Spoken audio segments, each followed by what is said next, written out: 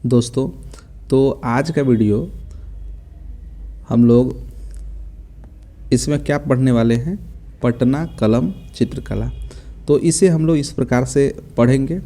सबसे पहले इसकी पृष्ठभूमि उद्भव पढ़ेंगे, तत्पश्चात इसकी विशेषताओं के बारे में पढ़ेंगे, जिसमें कि मिश्रित शैली, क्षेत्रीय विस्तार, चित्रों की अवस्थिति, विषय वस्तु, निर्माण पद्धति, रंग, इन सभी चीज़ों के बारे में पढ़ेंगे।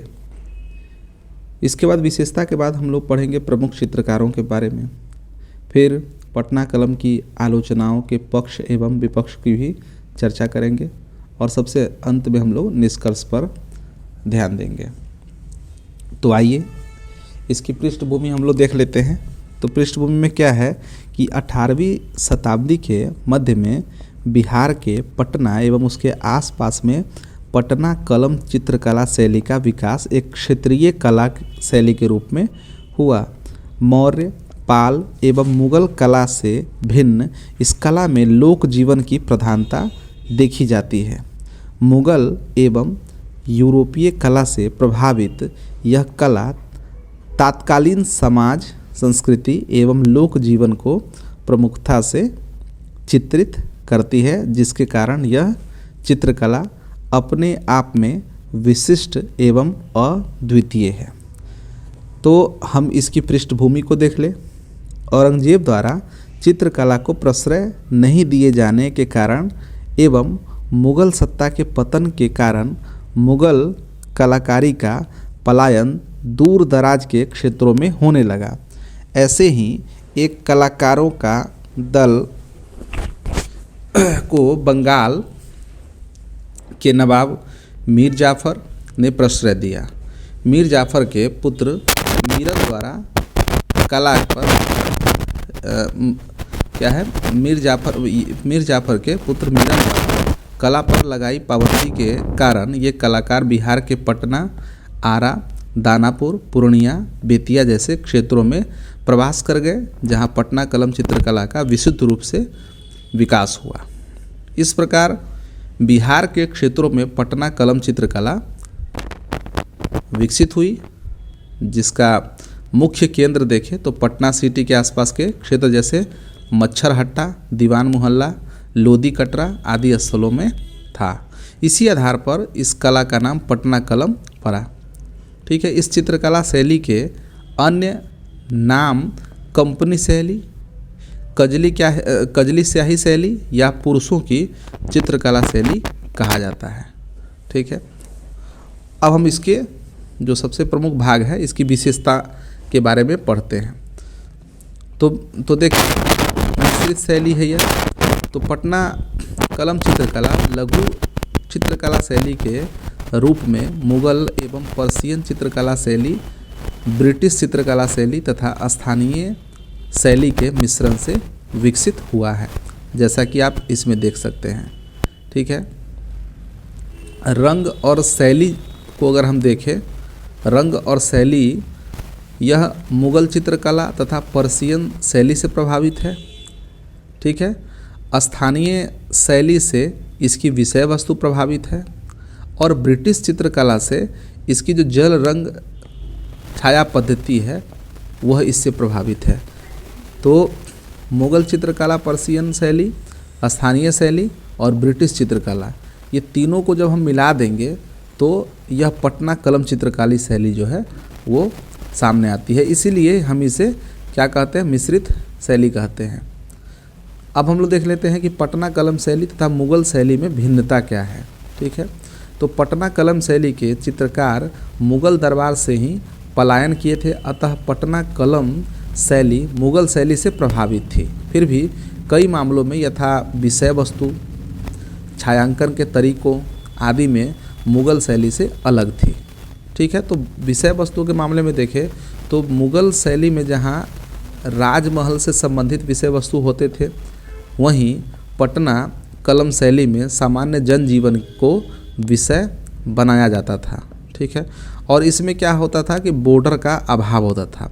मुगल कला में चित्र में भव्य बॉर्डर का उपयोग किया जाता था, वहीं पटना कलम में बॉर्डर का अभाव दिखता था।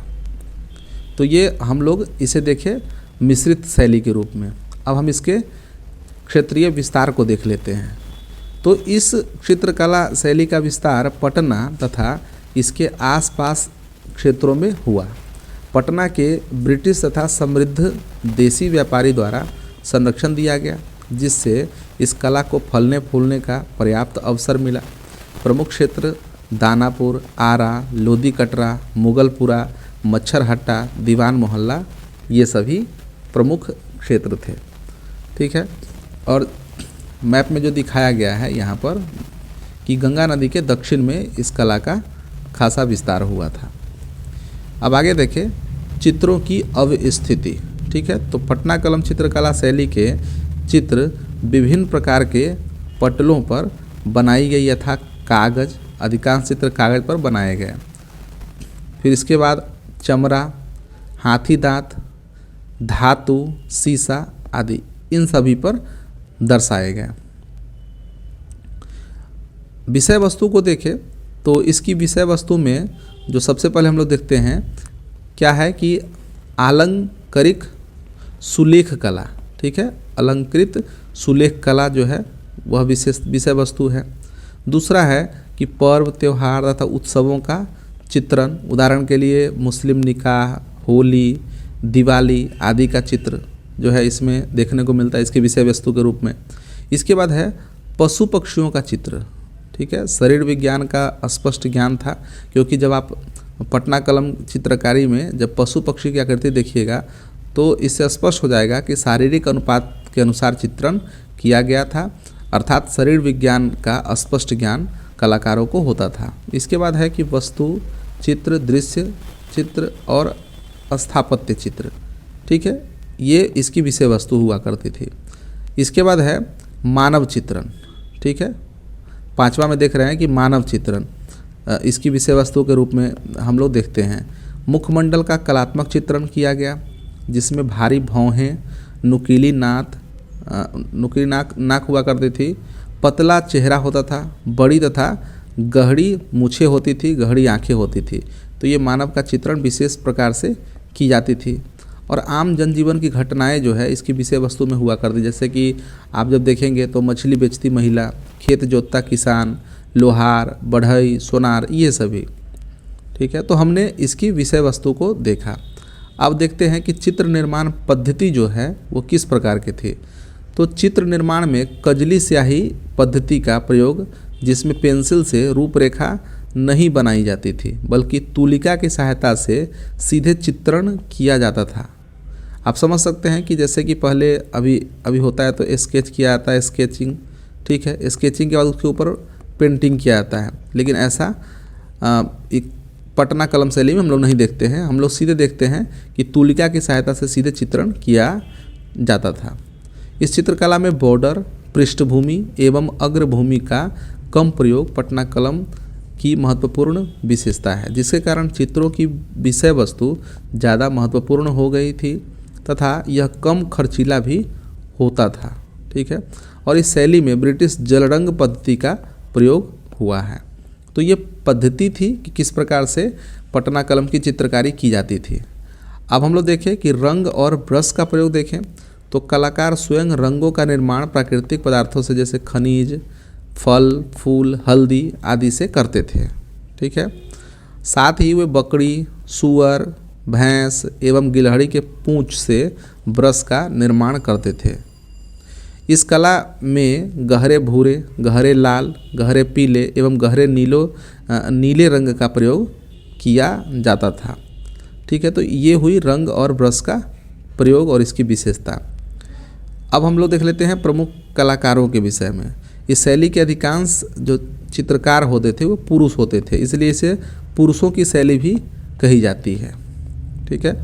और काल के हिसाब से जो चित्रकार थे और उनकी जो प्रमुख रचना थी वो क्या थी वो दी गई है, उसे देखें।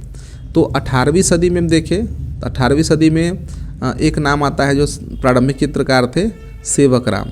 ठीक है। ये इस शैली के प्रारंभिक चित्रकार थे। 19वीं सदी में देखें तो कई चित्रकार सामने हुए, जिसमें कि हुलास लाल, महादेव लाल, माधव लाल, शिव दयाल, यमुना प्रसाद, ये सभी 19वीं सदी के चित्रकार हुआ करते थे, प्रमुख चित्रकार हुआ करते थे पटना कलम के।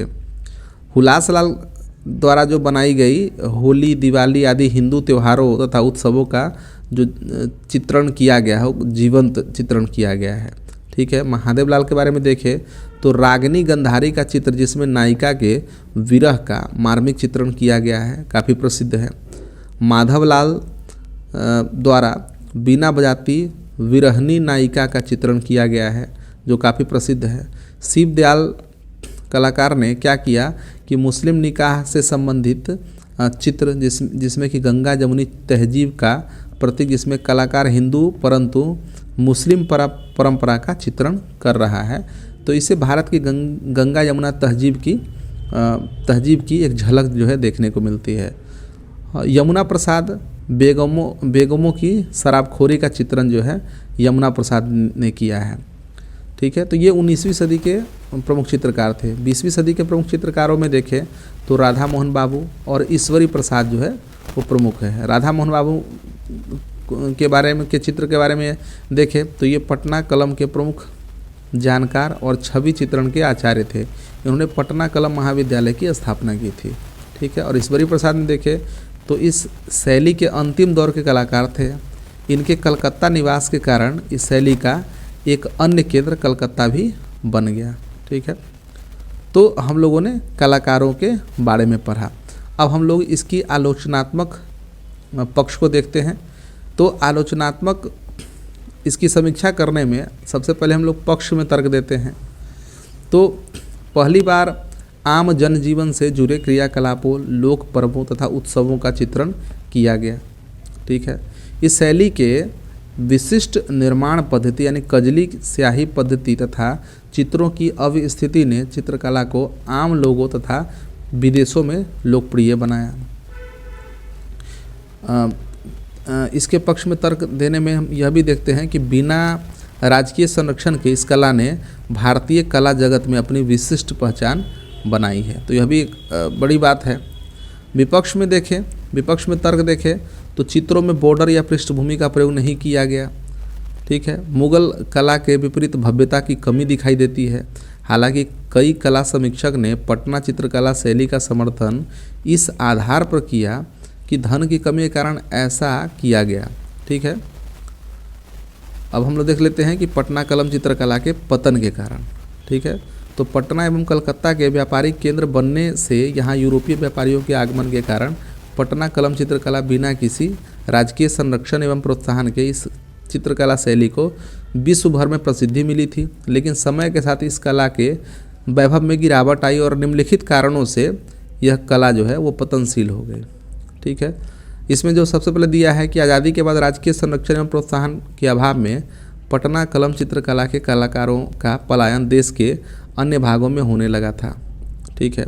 इसके बाद है कि पटना कलम पेंटिंग मधुबनी पेंटिंग की तरह अपनी स्थिति बनाए रखने में सफल रहा, क्योंकि मधुबनी पेंटिंग शैली एक लोक विधा है जिसे एक पीढ़ी से दूसरी पीढ़ी में आसानी से स्थानांतरित किया जा सकता था, जबकि पटना कलम को संरक्षण की आवश्यकता थी। ठीक है।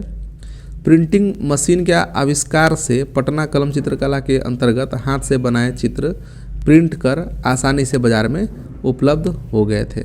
यह भी एक कारण था। उसके बाद है कि फोटोग्राफिक कैमरा के आविष्कार ने इस कला के बाजार संबंधी मांग को नकारात्मक रूप से प्रभावित किया और 20वीं शताब्दी के मध्य पटना आने वाले यात्रियों की संख्या में काफ़ी कमी आई, जिसका प्रभाव इस चित्रकला पर पड़ा था। ठीक है। लेकिन सरकार के द्वारा भी कुछ प्रयास किए गए, जैसे कि 2010 कैलेंडर में देखें तो पटना कलम पेंटिंग की थीम के साथ बिहार सरकार द्वारा इस कैलेंडर को प्रकाशित किया गया था। 2015 में बिहार की विरासत नामक किताब में पटना कलम की 350 से अधिक चित्रों को प्रदर्शित किया गया। ठीक है। पटना संग्रहालय में इस कला का संग्रहण किया गया। अतः पटना चित्रकला शैली वर्तमान में अपने सुनहरे अतीत एवं वैभव को खोकर म्यूजियम एवं आर्ट गैलरी में विद्यमान है। यह इस संदर्भ में दृढ़ इच्छा शक्ति के साथ सामूहिक प्रयास के माध्यम से बिहार एवं भारत के इस चित्रकला शैली के वैभव को लौटाया जा सकता है। यह न सिर्फ कला प्रेमी एवं युवाओं में रोजगार के अवसर प्रदान करेगा, बल्कि यह बिहार के उस समय की विश्व प्रसिद्ध कला शैली के गौरव की पूर्व प्राप्ति का एक महत्वपूर्ण जरिया साबित हो सकता है। ठीक है, तो दोस्तों हम लोगों ने पटना कलम चित्रकला के बारे में विस्तार पूर्वक पढ़ा। ठीक है, तो अब हम लोग आगे पढ़ेंगे मधुबनी पेंटिंग के बारे में। तो मिलते हैं अगले वीडियो में, तब तक के लिए धन्यवाद।